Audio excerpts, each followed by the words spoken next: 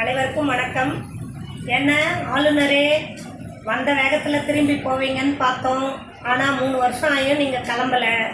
சட்டமன்றத்துக்குள்ளே வருவீங்க, ஓடி போவீங்க, எதெல்லாம் பண்ணக்கூடாதோ அதெல்லாம் பண்ணுவீங்க. அன்றைக்கே அண்ணா சொன்னார், ஆட்டுக்கு தாடியும் நாட்டுக்கு கவர்னரும் தேவையில்லைன்னு சொல்லி. அதையே தான் திராவிட முன்னேற்ற கழகம் வலியுறுத்தி கொண்டு இருக்கிறது.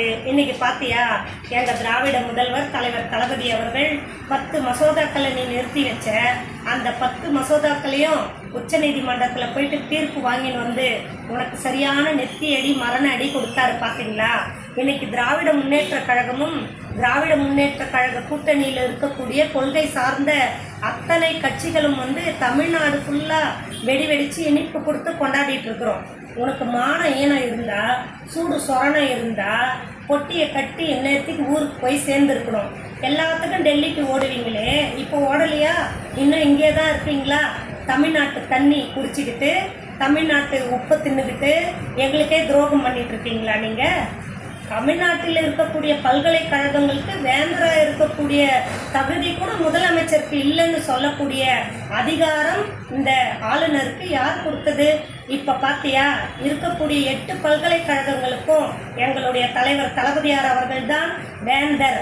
யாரோ என்னென்னவோ சொன்னாங்க, இவர் இது ஆக மாட்டார், அது ஆக மாட்டார்னு.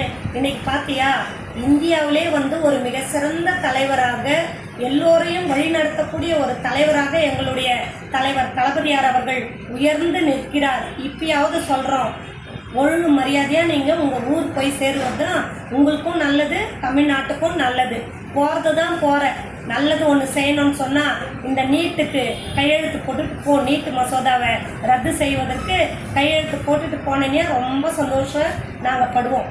அம்பேத்கர் அவர்கள் வந்து அன்னைக்கே சொன்னதாக இந்த உச்சநீதிமன்ற நீதிபதிகள் சொல்லியிருக்காங்க. அம்பேத்கர் அவர்கள் என்ன சொன்னார் அப்படின்னா, ஒரு அரசியல் சாசனத்தை வந்து சாசனம் நல்லதாக இருந்தால் கூட அதை கடைபிடிப்பவர்கள் நல்லவர்களாக இருக்க வேண்டும்.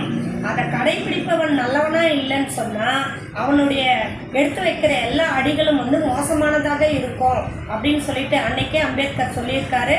அந்த அண்ணல் அம்பேத்கர் சொன்ன வரிகளை வலியுறுத்தி சொல்லி தான் இன்னைக்கு தீர்ப்பே வந்து மகாதேவன் அவர்களும் இன்னொரு நீதிபதியும் வழங்கியிருக்கிறார்கள்.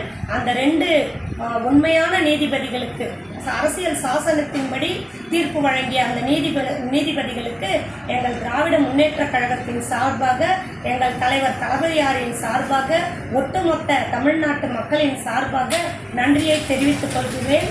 சீக்கிரமாக ஆளுநரே எங்கள் தமிழ்நாட்டை விட்டு வெளியேறுங்கள், வெளியேறுங்கள், வெளியேறுங்கள்.